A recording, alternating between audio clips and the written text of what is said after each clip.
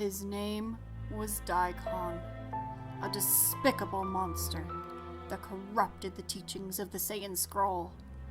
He claimed he was sent down by the Saiyan god of destruction to lead his people into a glorious age of conquest. Whoa, calm down, Dragon Ball Rebirth. I know you're trying to be Game of Thrones here and it's working, but you had me at Saiyan god of destruction. Now, let's find out who this guy is. Bardock, no way.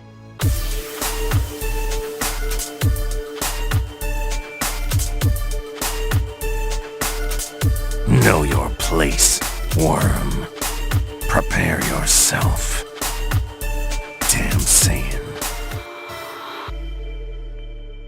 So Dragon Ball Rebirth has just dropped a brand new lore video explaining the background to the Saiyans in this universe. And I'm going to go ahead and leave a link for the video in the description and top comment. Go ahead and check it out because this is on a brand new channel. And make sure you hit that sub button on their channel too and give them some love. If you love Dragon Ball Rebirth as much as I do, go ahead and hit that sub button. And for those of you guys who are brand new coming in, Dragon Ball Rebirth was created by Hikaru, who decided to make his own version of a Dragon Ball universe that seemed to not have any real connection to the Dragon Ball universes that we know of. But now there are small strings that are attached to this project that are hidden and actually do connect us to the greater Dragon Ball universe, which is Universe 7. If you want to go ahead and check out the comic, go check out the chapters that are out.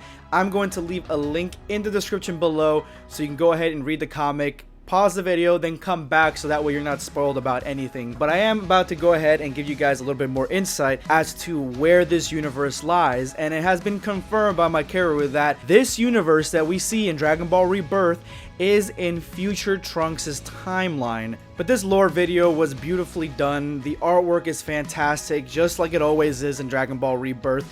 And the transition effects, plus the background effects and music. And it just felt like something you see on Game of Thrones. The lore video chronicles what happened to the Saiyans in this universe, and essentially there was a huge civil war between factions of the Saiyans on planet Sarada.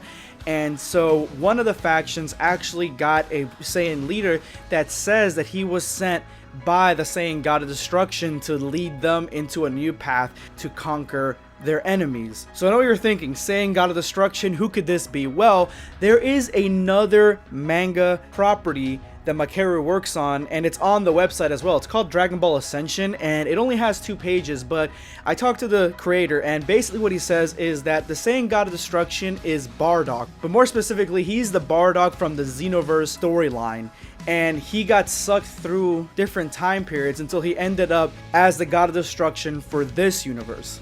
So going back to the Saiyan lore, we have this new leader who starts winning this civil war, and his name is Daikon. Now the way he gets his followers to basically win the civil war is that they go against the Saiyan scrolls, which is a big deal in this universe, and the scrolls forbid the releasing of the Grade 8 form, and what Daikon does is that he teaches his followers to do so, and so they end up winning on this transformation. Now we get to the protagonist of the story, Yachai, and he is just a poor farmer on planet Sarada. He gets a vision, or he gets the Saiyan goddess to come down and talk to him, and she tells him that Daikon is a false god and that you need to go and search for the Dragon Balls that are all separated on different planets to different races. The Dragon Balls were given to separate races so they can guard them, plus each one has a scroll, and the scroll teaches you new abilities, new power. So Yachai, not being powerful enough to take on Daikon right now,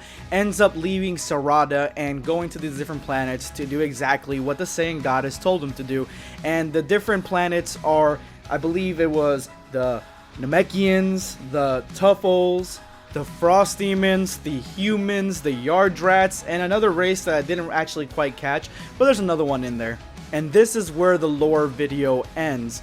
So personally for me, I do like the direction that they're going. They're giving a lot of depth to Dragon Ball Rebirth, and now with these new characters introduced and just the original story that was already solid on its own, and one of my favorite mangas that I've read recently, I think that they have a really interesting direction they can go with. They could even talk to or interact with different characters from Dragon Ball Z, because they are sort of living in the same multiverse, I guess.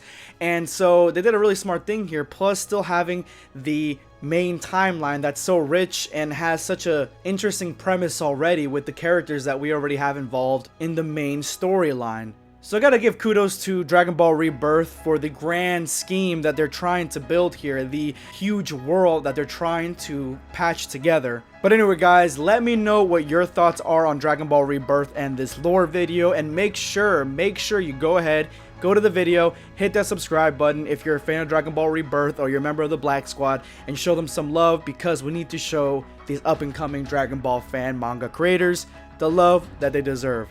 This is going to be Blackscape, signing off.